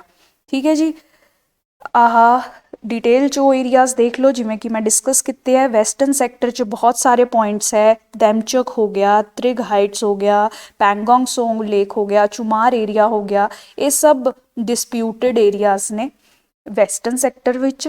आह सारे डिस्प्यूटेड एरियाज ने ईस्टर्न सैक्टर्स च। इन्नी डिटेल्स करन दी लोड़ नहीं है, एक दो नाम याद भी रखोगे तां भी बहुत है, बट एग्जाम विच यह मैप जरूर बना के आना जिस तुसी ਵੈਸਟਰਨ ਸੈਕਟਰ, ਸੈਂਟਰਲ ਸੈਕਟਰ ਤੇ ਈਸਟਰਨ ਸੈਕਟਰ ਇੰਡੀਆ ਚਾਈਨਾ ਦੇ ਕਨਫਲਿਕਟ ਦਾ ਰਿਪਰੈਜ਼ੈਂਟ ਕਰ ਸਕੋ। ਠੀਕ ਹੈ ਜੀ, ਇਹਦੇ ਨਾਲ ਤੁਹਾਨੂੰ ਕਾਫੀ ਅੱਛੇ ਮਾਰਕਸ ਆਣਗੇ, ਰਾਈਟ। ਤਾਂ ਫਿਰ ਇਹ ਕਨਫਲਿਕਟ ਪ੍ਰੈਜ਼ੈਂਟਲੀ ਚੱਲ ਰਿਹਾ ਹੈ। ਆ ਦੇਖੋ ਤੁਸੀਂ, ਇਹ ਈਸਟਰਨ ਸੈਕਟਰ ਦੀ ਰਿਪਰੈਜ਼ੈਂਟੇਸ਼ਨ ਹੈ। ਇੰਡੀਆ ਤੇ ਚਾਈਨਾ ਦੇ ਵਿੱਚ ਡਿਮਾਰਕੇਸ਼ਨ ਜਿਹੜੀ ਆ ਉਹ ਮੈਕਮੋਹਨ ਲਾਈਨ ਦੇ ਦੁਆਰਾ ਕੀਤੀ ਗਈ ਹੈ। ਇਹ ਬ੍ਰਿਟਿਸ਼ ਗਵਰਨਮੈਂਟ ਨੇ ਜਦੋਂ ਉਹ ਪਾਰਟੀਸ਼ਨ ਕਰ ਰਹੇ ਸੀ, ਇੰਡੀਆ ਦਾ ਮੈਪ ਡਰਾ ਕਰ ਰਹੇ ਸੀ ਇੰਡੀਪੈਂਡੈਂਟ ਇੰਡੀਆ ਦਾ, ਉਸ ਟਾਈਮ ਤੇ ਇਹ ਮੈਕਮੋਹਨ ਲਾਈਨ ਜਿਹੜੀ ਰੈੱਡ ਡਾਟਸ 'ਚ ਤੁਸੀਂ ਦੇਖ ਰਹੇ ਹੋ, ਇਹ ਉਹਨਾਂ ਨੇ ਇੰਡੀਆ ਤੇ ਚਾਈਨਾ ਦਾ ਬਾਰਡਰ ਡਿਸਾਈਡ ਕੀਤਾ ਸੀ। ਭੂਟਾਨ ਤੋਂ ਲੈ ਕੇ ਮਾਇਨਮਾਰ ਤੱਕ ਇਹ ਲਾਈਨ ਜਿਹੜੀ ਹੈ ਜਾਂਦੀ ਹੈ। ਇਸ ਲਾਈਨ ਦੇ ਅਕੋਰਡਿੰਗ ਅਰੁਣਾਚਲ ਪ੍ਰਦੇਸ਼ ਦਾ ਪੂਰਾ ਏਰੀਆ ਇੰਡੀਆ ਦੇ ਅੰਡਰ ਆਉਂਦਾ ਹੈ, ਬਟ ਚਾਈਨਾ ਨੂੰ ਇਹ ਮੈਕਮੋਹਨ ਲਾਈਨ ਜਿਹੜੀ ਆ ਉਹ ਐਕਸੈਪਟੇਬਲ ਨਹੀਂ ਹੈ। ਚਾਈਨਾ ਇਸ ਨੂੰ ਲੀਗਲ ਬਾਉਂਡਰੀ ਨਹੀਂ ਮੰਨਦਾ ਹੈ, ਰਾਈਟ, ਸਪੈਸ਼ਲੀ ਤਵਾਂਗ ਦਾ ਏਰੀਆ। ਤਾਂ ਫਿਰ ਇਹ ਜਿਹਾ ਕਿਆ ਰੀਜ਼ਨ ਹੈ, ਇਹ ਜਿਹਾ ਕਿਆ ਸਪੈਸ਼ਲ ਹੈ ਇਸ ਤਵਾਂਗ ਏਰੀਆ 'ਚ ਜਿਹੜਾ ਕਿ ਚਾਈਨਾ ਜੋ ਹੈ ਬਿਲਕੁਲ ਇਹਨੂੰ ਗਿਵ ਅਪ ਨਹੀਂ ਕਰਨਾ ਚਾਹੁੰਦਾ। ਠੀਕ ਹੈ ਜੀ, ਸਟ੍ਰੈਟਜਿਕ ਇੰਪੋਰਟੈਂਸ ਹੈ ਚਾਈਨਾ ਲਈ Tawang area the, that is why ਇੰਨਾ ਕਨਫਲਿਕਟ ਚੱਲ ਰਿਹਾ ਹੈ। ਤਵਾਂਗ ਦਾ ਅਗਰ ਸਿਗਨੀਫਿਕੈਂਸ ਤੁਸੀਂ ਦੇਖੋ ਫॉर ਚਾਈਨਾ, ਇਹ ਟੂ ਫੋਲਡ ਹੈ। ਵਨ ਹੈ ਕਿ ਤਵਾਂਗ ਜਾਂ ਅਰੁਣਾਚਲ ਪ੍ਰਦੇਸ਼ ਪੂਰੇ ਨੂੰ ਹੀ ਚਾਈਨਾ ਜਿਹੜਾ ਤਿੱਬਤ ਦਾ ਪਾਰਟ ਸਮਝਦਾ ਹੈ, ਇਹਨੂੰ ਸਾਊਥ ਤਿੱਬਤ ਦਾ ਨਾਮ ਵੀ ਇਹਨਾਂ ਨੇ ਦਿੱਤਾ ਹੋਇਆ ਹੈ। ਤਾਂ ਚਾਈਨਾ ਨੂੰ ਲੱਗਦਾ ਹੈ ਕਿ ਅਰੁਣਾਚਲ ਪ੍ਰਦੇਸ਼ ਨੂੰ ਕੰਟਰੋਲ ਕਰਨਾ ਬਹੁਤ ਜ਼ਰੂਰੀ ਹੈ ਅਗਰ ਚਾਈਨਾ ਆਪਦਾ ਤਿੱਬਤ ਤੇ ਕੰਟਰੋਲ ਮੇਨਟੇਨ ਕਰਨਾ ਚਾਹਤਾ ਹੈ। ਠੀਕ ਹੈ ਜੀ, ਇਸੇ ਲਈ ਤਵਾਂਗ ਵਿੱਚ ਹੁਣ ਇਹ ਰੀਸੈਂਟ ਕਲੈਸ਼ ਦੇਖਿਆ ਗਿਆ ਹੈ। ਅਲਟੀਮੇਟ ਏਮ ਚਾਈਨਾ ਦਾ ਅਰੁਣਾਚਲ ਪ੍ਰਦੇਸ਼ ਤੇ ਕੰਟਰੋਲ ਕਰਨਾ ਹੈ ਤਵਾਂਗ ਦੇ ਥਰੂ। ਦੂਜਾ, ਤਵਾਂਗ ਜਿਹੜਾ ਹੈ ਬੁੱਧਿਸਟ, ਬਹੁਤ ਹੀ ਇੰਪੋਰਟੈਂਟ ਬੁੱਧਿਸਟ ਸੈਂਟਰ ਹੈ। ਇੱਥੇ ਇੰਡੀਆ ਦੀ ਸਭ ਤੋਂ ਵੱਡੀ ਬੁੱਧਿਸਟ ਮੋਨੈਸਟਰੀ ਵੀ ਹੈ। ਲਾਰਜੈਸਟ ਇੰਡੀਆ ਦੀ ਬੁੱਧਿਸਟ ਮੋਨੈਸਟਰੀ ਤਵਾਂਗ 'ਚ ਹੀ ਦੇਖੀ ਗਈ ਹੈ। 6th ਦਲਾਈ ਲਾਮਾ ਦਾ ਬਰਥ ਵੀ ਤਵਾਂਗ ਵਿੱਚ ਹੋਇਆ ਸੀ, ਇਸ ਲਈ ਇੰਪੋਰਟੈਂਟ ਪਿਲਗ੍ਰਿਮੇਜ ਸਾਈਟ ਵੀ ਹੈ। ਜਿਵੇਂ ਆਪਾਂ ਕੈਲਾਸ਼ ਪਰਬਤ ਵਗੈਰਾ ਜਾਣਦੇ ਹੈ ਨਾ ਜੀ, ਪਿਲਗ੍ਰਿਮੇਜ ਲਈ ਮੁਸਲਿਮ ਜਿਹੜੇ ਆ ਹਜ ਜਾਂਦੇ ਨੇ, ਉਸੇ ਤਰੀਕੇ ਨਾਲ ਬੁੱਧਿਸਟ ਲਈ ਤਵਾਂਗ ਇੱਕ ਬਹੁਤ ਇੰਪੋਰਟੈਂਟ ਪਿਲਗ੍ਰਿਮੇਜ ਸਾਈਟ ਹੈ ਸਾਰੀ ਵਰਲਡ ਦੀ ਬੁੱਧਿਸਟ ਪੋਪੂਲੇਸ਼ਨ ਲਈ। ਠੀਕ ਹੈ ਜੀ, ਇਸੇ ਜਗ੍ਹਾ ਤੇ ਦਲਾਈ ਲਾਮਾ ਵੀ ਜਦੋਂ ਚਾਈਨਾ ਨੇ ਤਿੱਬਤ ਨੂੰ ਹੜਪਿਆ ਸੀ ਉਸ ਟਾਈਮ ਤੇ ਦਲਾਈ ਲਾਮਾ ਵੀ ਤਿੱਬਤ ਤੋਂ ਐਗਜ਼ਿਟ ਕਰਕੇ ਇੰਡੀਆ ਵਿੱਚ ਆਏ ਸੀ, ਤਾਂ ਉਸ ਟਾਈਮ ਵੀ ਉਹ ਤਵਾਂਗ ਵਿੱਚ ਹੀ ਉਹਨਾਂ ਨੇ ਰਿਫਿਊਜ ਲਿੱਤਾ ਸੀ। ਤਾਂ ਉਸ ਪਰਸਪੈਕਟਿਵ ਨਾਲ ਵੀ ਇਹ ਬਹੁਤ ਹੀ ਇੰਪੋਰਟੈਂਟ ਜਗ੍ਹਾ ਹੈ। ਇਹਨਾਂ ਦੋ ਕਾਰਨਾਂ ਕਰਕੇ ਹੀ ਚਾਈਨਾ ਜਿਹੜਾ ਹੈ ਆਪਦਾ ਕੰਟਰੋਲ ਜਿਹੜਾ ਹੈ ਤਵਾਂਗ ਤੇ ਅਰੁਣਾਚਲ ਪ੍ਰਦੇਸ਼ ਤੇ ਮੇਨਟੇਨ ਕਰਨਾ ਚਾਹੁੰਦਾ ਹੈ, ਰਾਈਟ। ਹੁਣ ਚਾਈਨਾ ਦੇਖੋ ਇੱਕ ਬਹੁਤ ਸਟਰੋਂਗ ਕੰਟਰੀ ਹੈ। ਚਾਈਨਾ ਨੂੰ ਫਾਈਟ ਕਰਨ ਲਈ ਇੰਡੀਆ ਨੂੰ ਪ੍ਰਿਪਰੇਸ਼ਨ ਕਰਨੀ ਪੈਣੀ ਹੈ, ਕਾਊਂਟਰ ਮੈਜਰਸ ਬਣਾਉਣੇ ਪੈਣੇ ਆ ਆਪਣੀ ਬਾਰਡਰ ਸਿਕਿਉਰਿਟੀ, ਆਪਣੀ ਟੈਰੀਟਰੀ ਨੂੰ ਬਚਾਉਣ ਲਈ। ਤਾਂ ਉਸ ਦੇ ਹਿਸਾਬ ਨਾਲ ਇੰਡੀਆ ਦੀ ਤਿਆਰੀ ਵੀ ਦੇਖਣਾ ਜ਼ਰੂਰੀ ਹੈ। ਤਾਂ ਸਭ ਤੋਂ ਪਹਿਲਾ ਸਟੈਪ ਜਿਹੜਾ ਇੰਡੀਆ ਲੈ ਰਹੀ ਹੈ, ਅਗਰ ਆਪਾਂ ਇੰਡੀਆ ਦੇ ਸਟੈਪਸ ਦੇਖਣੇ ਹੋਣ, ਇੰਡੀਆ ਦੀ ਤਿਆਰੀ ਦੇਖਣੀ ਹੋ, ਸਭ ਤੋਂ ਪਹਿਲਾਂ ਤਾਂ ਇਨਫਰਾਸਟਰਕਚਰ ਡਿਵੈਲਪਮੈਂਟ ਤੇ ਫੋਕਸ ਕੀਤਾ ਜਾ ਰਿਹਾ ਹੈ। ਇਨਫਰਾਸਟਰਕਚਰ ਵੀ ਹਰ ਟਾਈਪ ਦਾ, 5 ਵਰਟੀਕਲਸ ਜਿਵੇਂ ਕਹਿ ਰਿਹਾ, ਹੈਬਿਟੈਟ ਮਤਲਬ ਵਿਲੇजेस ਜਾਂ ਲੋਕਾਂ ਦੀ ਪੋਪੂਲੇਸ਼ਨ ਦੀ ਇੱਥੇ ਸਥਾਪਨਾ ਕੀਤੀ ਜਾਵੇ। ਦੇਖੀਏ, ਲੋਕ ਬਾਰਡਰ ਤੇ ਹੋਣਗੇ ਤਾਂ ਉਹ ਬਾਰਡਰ ਤੇ ਹੋਣ ਵਾਲੀ ਹਰ ਐਕਟੀਵਿਟੀ ਨੂੰ ਰਿਪੋਰਟ ਕਰ ਸਕਦੇ ਹੈ। ਅਗਰ ਬਾਰਡਰ ਤੁਹਾਡੇ ਖਾਲੀ ਨੇ ਤਾਂ ਉੱਥੇ ਇੰਨੀ ਫੋਰਸ ਡਿਪਲੋਏ ਕਰਨਾ ਤੁਹਾਡੇ ਲਈ ਬਹੁਤ ਹੀ ਮਹੱਤਵਪੂਰਨ ਹੈ। ਸਾਰੇ ਬਾਰਡਰ ਤੇ ਆਰਮੀ ਡਿਪਲੋਏ ਕਰਨਾ ਵੀ ਪੋਸੀਬਲ ਨਹੀਂ ਹੈ। ਇसीलिए ਇਹ ਇੱਕ ਸਟ੍ਰੈਟਜੀ ਹੁੰਦੀ ਹੈ ਕਿ ਇੱਥੇ ਬਾਰਡਰ ਵਿਲੇजेस ਇਸਟੈਬਲਿਸ਼ ਕਰੋ, ਜਿਹੜੇ ਕਿ ਲੋਕ ਵਿਲੇजेस 'ਚ ਰਹਿਣਗੇ, ਬਾਰਡਰ ਵਿਲੇजेस 'ਚ, ਤੇ ਤੁਹਾਨੂੰ ਕੰਟੀਨਿਊਸ ਇਨਫੋਰਮੇਸ਼ਨ ਦਿੰਦੇ ਰਹਿਣਗੇ। ਠੀਕ ਹੈ, ਤਾਂ ਫਿਰ ਉਹ ਵੀ ਕੰਮ ਇੰਡੀਆ ਕਰ ਰਿਹਾ ਹੈ। ਏਵੀਏਸ਼ਨ, ਤਾਂ ਕਿ ਤੁਹਾਡੀ 에ਅਰਫੋਰਸ ਅੱਛੀ ਤਰੀਕੇ ਨਾਲ ਕੰਮ ਕਰ ਸਕੇ, ਜੇ ਕਦੀ ਜੰਗ ਛਿੜ ਜੇ, ਲੜਾਈ ਛਿੜ ਜੇ, ਤਾਂ ਏਵੀਏਸ਼ਨ ਇਨਫਰਾਸਟ੍ਰਕਚਰ ਹੋਣਾ ਬਹੁਤ ਜ਼ਰੂਰੀ ਹੈ। ਰੋਡ ਇਨਫਰਾਸਟ੍ਰਕਚਰ, ਤੁਹਾਡੇ ਟੈਂਕ, ਤੁਹਾਡੀ ਆਰਮੀ, ਤੁਹਾਡੇ ਟਰੱਕ ਕਿਵੇਂ ਹੀ ਤੁਰਨਗੇ ਅਗਰ ਤੁਹਾਡੇ ਕੋਲ ਰੋਡਸ ਅੱਛੀਆਂ ਨਹੀਂ ਹੈਗੀਆਂ, ਤਾਂ ਉਸ ਤੇ ਵੀ ਇੰਡੀਆ ਫੋਕਸ ਕਰ ਰਿਹਾ ਹੈ। ਫਿਰ ਓਪਰੇਸ਼ਨਲ ਲੌਜਿਸਟਿਕਸ, ਸਿਕਿਉਰਿਟੀ ਇਨਫਰਾਸਟ੍ਰਕਚਰ, ਹਰ ਟਾਈਪ ਦਾ ਕਹਿਣ ਦਾ ਮਤਲਬ ਹੈ ਇਨਫਰਾਸਟ੍ਰਕਚਰ ਤੇ ਫੋਕਸ ਕੀਤਾ ਜਾ ਰਿਹਾ ਹੈ। ਇਸ ਇਨਫਰਾਸਟ੍ਰਕਚਰ ਪ੍ਰੋਗਰਾਮ ਦੇ ਅੰਡਰ ਹੀ ਟਨਲਸ ਵਗੈਰਾ ਵੀ ਬਣਾਈ ਜਾ ਰਹੀਆਂ, ਜਿਵੇਂ ਕਿ ਐਗਜ਼ਾਮਪਲ ਹੈ ਸਿਲਾ ਪਾਸ ਟਨਲ, ਜਿਹੜੀ ਆਪਣੀ BRO ਬਾਰਡਰ ਰੋਡ ਆਰਗੇਨਾਈਜੇਸ਼ਨ ਨੇ ਬਣਾਈ ਹੈ। ਠੀਕ ਹੈ ਜੀ, ਇਹ ਬਹੁਤ ਇੰਪੋਰਟੈਂਟ ਇਨੀਸ਼ੀਏਟਿਵ ਹੈ ਜਿਹੜਾ ਲਿੱਤਾ ਗਿਆ ਹੈ। Recently frontier highway project, 1500 kilometre ਦਾ ਹਾਈਵੇ ਪ੍ਰੋਜੈਕਟ ਵੀ ਇੰਡੀਆ ਨੇ ਇੱਥੇ ਲਾਂਚ ਕੀਤਾ ਹੈ LAC ਤੇ ਸਿਕਿਉਰਿਟੀ ਲਈ। ਤੇ ਸਰਵੀਲੈਂਸ ਫੈਸਿਲਿਟੀ, ਯਾਨੀ ਕਿ ਦੇਖਦੇ ਰਹਿਣਾ ਕਿ ਚਾਈਨਾ ਬਾਰਡਰ ਤੇ ਕਿਆ ਕਰ ਰਿਹਾ ਹੈ, ਸਰਵੀਲੈਂਸ ਕਰਨਾ, ਉਹ ਵੀ ਜੋ ਹੈ ਇੰਡੀਆ ਨੇ ਸਟਰੋਂਗ ਕਰ ਦਿੱਤੀ ਹੈ। ਤਾਂ ਹਜੇ ਲਈ ਇਹ 4 ਇੰਪੋਰਟੈਂਟ ਸਟੈਪਸ ਜਿਹੜੇ ਆ ਇੰਡੀਆ ਦੁਆਰਾ ਲਿੱਤੇ ਗਏ ਨੇ। ਤਾਂ ਇਹ ਸਭ ਤੁਸੀਂ ਯਾਦ ਰੱਖੋ। ਇੰਡੀਆ ਚਾਈਨਾ ਤੇ ਕੁਐਸਚਨ ਆਣਾ ਬਹੁਤ ਹੀ ਲਾਜ਼ਮੀ ਹੈ। ਗਲਵਾਨ ਇੰਸੀਡੈਂਟ ਹੋਇਆ ਹੈ, ਹੁਣੇ ਤਵਾਂਗ ਇੰਸੀਡੈਂਟ ਹੋਇਆ ਹੈ, ਬਹੁਤ ਲਾਈਕਲੀ ਹੈ ਕਿ ਪੰਜਾਬ PCS ਤੁਹਾਨੂੰ ਇਸ ਤੇ ਕੁਐਸਚਨ ਪੁੱਛ ਲਵੇ। ਤਾਂ ਇसीलिए ਇੰਡੀਆ ਚਾਈਨਾ ਨੂੰ ਬਹੁਤ ਅੱਛੀ ਤਰੀਕੇ ਨਾਲ ਤਿਆਰ ਰੱਖੋ। ਆ ਬਹੁਤ ਅੱਛੇ ਪੁਆਇੰਟ ਹੈ ਜਿਹੜੇ ਆਪਾਂ ਇੱਥੇ ਡਿਸਕਸ ਕੀਤੇ ਆ, ਇਹਨਾਂ ਨੂੰ ਲਿਖ ਕੇ ਰੱਖੋ ਐਂਡ ਇਹਨੂੰ ਐਗਜ਼ਾਮਸ 'ਚ ਅੱਛੀ ਤਰੀਕੇ ਨਾਲ ਯੂਜ਼ ਕਰਨਾ। ਠੀਕ ਹੈ ਜੀ, ਲਾਸਟ ਨਿਊਜ਼ ਆਈਟਮ ਜਿਹੜੀ ਅੱਜ ਆਪਾਂ ਬਰੀਫਲੀ ਡਿਸਕਸ ਕਰਾਂਗੇ ਉਹ ਹੈ NJC ਜਾਂ ਕੋਲੀਜੀਅਮ ਸਿਸਟਮ ਤੇ। ਠੀਕ ਹੈ ਜੀ, ਬੇਸਿਕਲੀ ਇੱਥੇ ਆਪਾਂ ਇਸ ਸਿਸਟਮ ਦੇ ਅੰਦਰ ਅਪਾਇੰਟਮੈਂਟ ਆਫ ਜੱਜਿਸ ਦੀ ਗੱਲ ਕਰਦੇ ਹਾਂ। ਠੀਕ ਹੈ, ਜੱਜਿਸ ਜਿਹੜੇ ਹੈ ਪ੍ਰੈਜ਼ੈਂਟਲੀ ਕਿਵੇਂ ਅਪਾਇੰਟ ਹੁੰਦੇ ਨੇ? Through collegium system. Collegium system, collegium system 'ਚ ਕਿਆ ਹੁੰਦਾ ਹੈ? ਦੇਖੀਏ, ਸੁਪਰੀਮ ਕੋਰਟ ਤੇ ਹਾਈ ਕੋਰਟ ਦੇ ਜੱਜਾਂ ਲਈ ਅੱਡ-ਅੱਡ ਤਰੀਕੇ ਦਾ ਕੋਲੀਜੀਅਮ ਬਣਿਆ ਹੋਇਆ ਹੈ। ਸੁਪਰੀਮ ਕੋਰਟ ਕੋਲੀਜੀਅਮ ਇੱਕ 5 ਮੈਂਬਰ ਬੋਡੀ ਹੈ। ਠੀਕ ਹੈ ਜੀ, ਜਿਹਦੇ ਵਿੱਚ CJI ਯਾਨੀ ਕਿ ਤੁਹਾਡਾ chief justice of India plus 4 other senior ਜੱਜਿਸ ਜਿਹੜੇ ਹੈ ਬੈਠਦੇ ਨੇ ਤੇ ਡਿਸਾਈਡ ਕਰਦੇ ਨੇ ਕਿ ਅੱਗੇ ਆਪਾਂ SC ਵਿੱਚ ਹੋਰ ਕਿਹੜੇ ਜੱਜਾਂ ਨੂੰ ਜਗ੍ਹਾ ਦੇਣੀ ਹੈ। ਸੁਪਰੀਮ ਕੋਰਟ 'ਚ ਟੋਟਲ 30 ਜੱਜਾਂ ਨੂੰ ਜਗ੍ਹਾ ਮਿਲਦੀ ਹੈ। ਠੀਕ ਹੈ ਜੀ, ਉਹ ਸਾਰੇ ਜਿਹੜੇ ਹੈ ਇਸ ਕੋਲੀਜੀਅਮ ਦੇ ਥਰੂ ਡਿਸਾਈਡ ਹੁੰਦੇ ਆ ਕਿ ਕੌਣ ਬੰਦਾ ਸੁਪਰੀਮ ਕੋਰਟ ਦਾ ਜੱਜ ਬਣੂਗਾ। ਠੀਕ ਹੈ, ਸੁਪਰੀਮ CJI ਪਲੱਸ 4 ਸੀਨੀਅਰ ਜੱਜ ਜਿਹੜੇ ਆ ਇਹ ਡਿਸਾਈਡ ਕਰਦੇ ਹੈ। ਇਹ ਜਿਹੜੇ ਆ ਕੁਝ ਨਾਮ ਸਿਲੈਕਟ ਕਰਕੇ ਗਵਰਨਮੈਂਟ ਨੂੰ ਭੇਜ ਦਿੰਦੇ, ਆਪਣੀ ਸੈਂਟਰਲ ਗਵਰਨਮੈਂਟ ਨੂੰ ਭੇਜਣਗੇ। ਤਾਂ ਜਿਹੜੀ ਗਵਰਨਮੈਂਟ ਹੈ ਉਹ ਇਹਨਾਂ ਦੁਆਰਾ ਚੁਣੇ ਗਏ ਕੁਝ ਲੋਕਾਂ ਵਿੱਚੋਂ ਕੁਝ ਨਾਮ ਜਿਹੜੇ ਆ ਫਾਈਨਲਾਈਜ਼ ਕਰਦੀ ਹੈ। ਠੀਕ ਹੈ ਜੀ, ਇਹ ਪ੍ਰੈਜ਼ੈਂਟ ਕੋਲੀਜੀਅਮ ਸਿਸਟਮ ਹੈ। ਅਗਰ ਤੁਸੀਂ HC ਦੀ ਗੱਲ ਕਰੋ, ਯਾਨੀ ਕਿ ਹਾਈ ਕੋਰਟ ਦੀ ਗੱਲ ਕਰੋ, ਹਾਈ ਕੋਰਟ ਵਿੱਚ 3 ਮੈਂਬਰ ਕੋਲੀਜੀਅਮ ਹੁੰਦਾ ਹੈ, ਤੁਸੀਂ ਕਹਿ ਸਕਦੇ ਹੋ, ਜਿਸ 'ਚ chief justice of high court ਬੈਠਦਾ ਹੈ। ਠੀਕ ਹੈ, ਓਬਵੀਅਸਲੀ ਹੈਡ ਤਾਂ ਬੈਠੂਗਾ ਹੀ ਬੈਠੂਗਾ, ਜਿਵੇਂ ਇੱਥੇ CJI ਬੈਠ ਰਿਹਾ, ਇੱਥੇ chief justice of high court plus 2 other senior ਜੱਜਿਸ ਬੈਠਦੇ ਆ।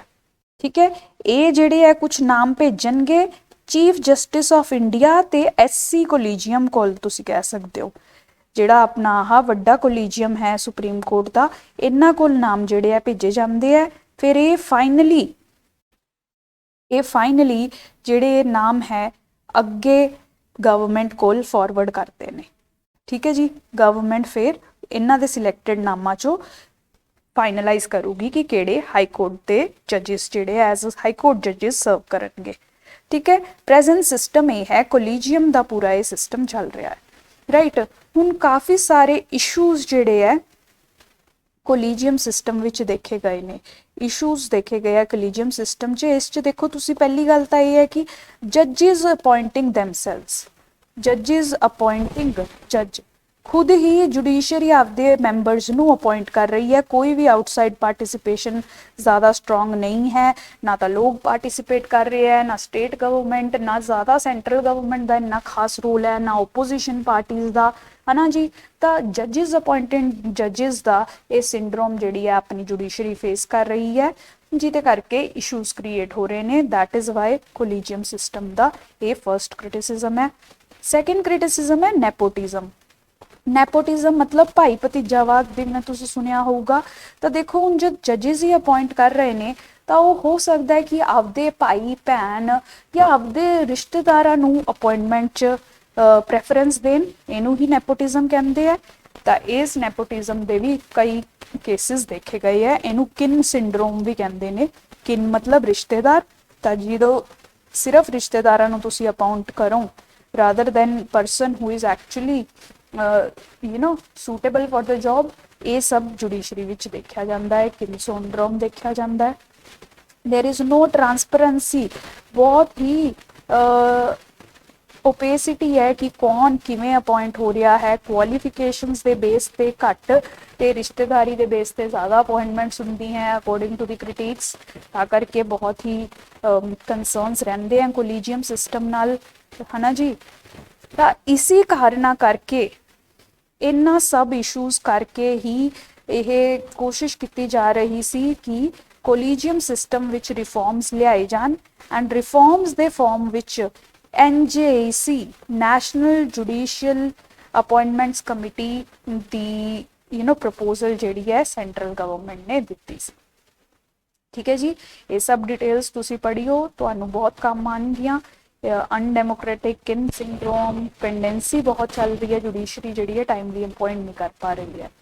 ठीक है, तो फिर हुण आपां क्या कह रहे सी कि कोलीजियम जिहड़ा है वो अपॉइंट करता रहा है अज तक जजिस नूं, बट इस कोलीजियम सिस्टम विच काफ़ी इशूज़ ने। इन इशूज़ नूं ओवरकम करन लई जिहड़ी अपनी सेंट्रल गवर्नमेंट है उसने 99th कॉन्स्टिट्यूशनल अमेंडमेंट जी है 2014 च इंट्रोड्यूस की सी, जिहदे through NJAC that is national judicial appointment committee की स्थापना करने का विचार जो है प्रेजेंट किया गया सी। यानी कि एक ऐसी जी legal law based legal committee होगी जिहड़ी कि जजिस नूं अपॉइंट करनगी। जजिस खुद नूं अपॉइंट नहीं करनगे, बट ये कमेटी जिस च जजिस भी होणगे ते होर मैंबर भी होणगे, ये जजिस नूं अपॉइंट करूगी, चाहे SC दे जज होण चाहे हाईकोर्ट दे जज होण, इस कमेटी वारा अपॉइंट किए जाएंगे। ठीक है जी, हुण NJAC च है क्या था, NJAC च किहड़े मैंबरस होणगे, तां टोटल NJAC नूं 6 मैंबर बॉडी की तरह सोचा गया सी कि 6 मैंबरस होणगे judicial as well as non judicial. Judicial ते नॉन जुडिशियल दोनों टाइप के मैंबरस इस च होणगे। CJI obviously head of the supreme court का होगा, प्लस 2 सीनियर मोस्ट SC जजिस भी होणगे इस कोलीजियम च। दैन होर क्या जजिस होर क्या मैंबरस होणगे, 2 एमिनेंट परसनस जुडिशरी दे नाल रिलेटेड या कोई भी eminent person in their field वड्डे रिनाउंड लोग उन्होंने इंक्लूड किया जाऊगा, प्लस लॉ मिनिस्टर नूं। लॉ मिनिस्टर इस कमेटी के मैंबर होणगे। ठीक है जी, तो तुसी देखो कि हुण सिर्फ जजिस ही जजिस नूं अपॉइंट नहीं करनगे, बट डाइवर्सिफाइड रिप्रजेंटेशन है। इधर एग्जैक्टिव भी है, इधर एक्सपर्ट्स भी ने, ते जुडिशरी की भी रिप्रजेंटेशन है जजिस नूं अपॉइंट करन विच। ठीक है जी, ये NJAC सोल्यूशन जिहड़ा है गवर्नमेंट द्वारा प्रेजेंट किया सी कोलीजियम के फ्लोज नूं सॉल्व करन लई, बट ये NJAC सिस्टम विच भी काफ़ी इशूज़ सी। NJAC सिस्टम नूं जुडिशरी की इंडिपेंडेंस हार्म करन बारे भी कंसीडर किया गया सी। तां इसे करके जुडिशरी ने NJAC के सिस्टम नूं स्ट्राइक डाउन करता सी। 2015 च एक केस के अंदर जुडिशरी ने कहा कि NJAC सिस्टम जिहड़ा है जुडिशरी की इंडिपेंडेंस नूं हार्म कर सकता है, इसीलिए NJAC नूं एक्सैप्ट नहीं किया जा सकता। क्योंकि आप देखियो कि जिहड़े जो एमिनेंट मैंबरस है ये कौन होणगे, ये किसी नूं नहीं पता। गवर्नमेंट के खुद के बंदे होण या कोई भी हो सकता है जिहड़ा कि गवर्नमेंट के द्वारा प्रेजेंट गवर्नमेंट के द्वारा इन्फ्लुएंस होवे, तो इस करके ये अपनी जुडिशरी की इंडिपेंडेंस नूं हार्म कर सकता है। ਠੀਕ ਹੈ ਜੀ। ਇਸ ਤਰੀਕੇ ਦੇ ਕਾਫੀ ਸਾਰੇ ਇਸ਼ੂਜ਼ ਜਿਹੜੇ ਐਨਜੇਏਸੀ ਨਾਲ ਆਏ ਨੇ, ਤੁਸੀਂ ਡਿਟੇਲ 'ਚ ਆ ਸਾਰੀ ਪ੍ਰੋਵੀਜ਼ਨਸ ਦੇਖ ਸਕਦੇ ਹੋ ਕਿ ਐਨਜੇਏਸੀ ਦੇ ਫਾਇਦੇ ਕਿਆ ਨੇ, ਇਹਦੇ ਇਸ਼ੂਜ਼ ਕਿਆ ਨੇ, ਰਾਈਟ। ਇਹ ਬਹੁਤ ਹੀ ਈਜ਼ੀ ਤਰੀਕੇ ਨਾਲ ਤੁਹਾਨੂੰ ਸਮਝ ਆ ਜਾਊਗਾ। ਬੇਸਿਕ ਇਸ਼ੂ ਮੈਂ ਤੁਹਾਨੂੰ ਸਮਝਾ ਦਿੱਤਾ ਹੈ। ਕੋਲੀਜੀਅਮ ਸਿਸਟਮ ਜਿਹੜਾ ਹੈ ਪ੍ਰੈਜ਼ੈਂਟਲੀ ਯੂਜ਼ ਹੋ ਰਿਹਾ ਹੈ ਜੁਡੀਸ਼ਰੀ ਦੀ ਅਪਾਇੰਟਮੈਂਟ ਲਈ। ਕੋਲੀਜੀਅਮ ਵਿੱਚ ਕਿਆ ਕਿਆ ਮੈਂਬਰਸ ਹੁੰਦੇ ਨੇ? ਐਸਸੀ ਲਈ 5 ਮੈਂਬਰਸ ਹੁੰਦੇ ਹੈ, ਹਾਈ ਕੋਰਟ ਲਈ 3 ਮੈਂਬਰਸ ਹੁੰਦੇ ਨੇ। ਇਹ ਮਿਲ ਕੇ ਕੁਛ ਮੈਂਬਰਸ ਦੇ ਨਾਮ ਦਿੰਦੇ ਆ ਜਿਹੜੇ ਕਿ ਆਪਾਂ ਜੱਜਿਸ ਬਣਾ ਸਕਦੇ ਨੇ, ਐਜ਼ ਅ ਜੱਜਿਸ ਐਲੀਵੇਟ ਕੀਤਾ ਜਾ ਸਕਦਾ ਹੈ, ਜੋ ਗਵਰਨਮੈਂਟ ਫਾਈਨਲੀ ਚੂਜ਼ ਕਰਦੀ ਹੈ। ਹੁਣ ਇਸ ਸਿਸਟਮ ਦੇ ਇਸ਼ੂਜ਼ ਦੇ ਕਰਕੇ ਐਨਜੇਏਸੀ ਦਾ ਯੂ ਕੈਨ ਸੇ ਐਵੋਲਿਊਸ਼ਨ ਹੋਇਆ ਸੀ। ਠੀਕ ਹੈ ਜੀ। ਤਾਂ ਇਹ ਇੰਪੋਰਟੈਂਟ ਇਸ਼ੂਜ਼ ਹੈ ਜਿਹੜੇ ਅੱਜ ਦੀ ਡਿਸਕਸ਼ਨ ਵਿੱਚ ਸਾਡੇ ਲਈ ਇੰਪੋਰਟੈਂਟ ਸੀ। ਇਹ ਡਿਟੇਲਡ PDF ਜਿਹੜੀ ਹੈ ਤੁਸੀਂ ਸਾਡੇ ਟੈਲੀਗ੍ਰਾਮ ਚੈਨਲ ਤੋਂ ਲੈ ਸਕਦੇ ਹੋ ਤੇ ਇਹਨੂੰ ਰੀਡ ਕਰੋ, ਤੁਹਾਨੂੰ ਸਭ ਸਮਝ ਆਏਗਾ। ਕੁਝ ਨਾ ਸਮਝ ਆਏ ਕਮੈਂਟ ਸੈਕਸ਼ਨ 'ਚ ਪੋਸਟ ਕਰੋ, ਅਸੀਂ ਤੁਹਾਡੇ ਡਾਊਟਸ ਨੂੰ ਜ਼ਰੂਰ ਸੋਲਵ ਕਰਾਂਗੇ। ਆਈ ਹੋਪ ਇਹ ਵੀਡੀਓ ਤੁਹਾਨੂੰ ਬਹੁਤ ਹੈਲਪ ਕਰੇਗੀ। ਫੋਲੋ ਕਰਦੇ ਰਹੋ, ਨੋਟਸ ਬਣਾਉਂਦੇ ਰਹੋ। ਪੰਜਾਬ ਟਾਰਗੇਟ ਆਪਣਾ ਅਚੀਵ ਕਰਾਂਗੇ ਇਕੱਠੇ ਹੀ, ਸਿੱਧੀ ਪੰਜਾਬ ਦੇ through. Thank you so much for watching।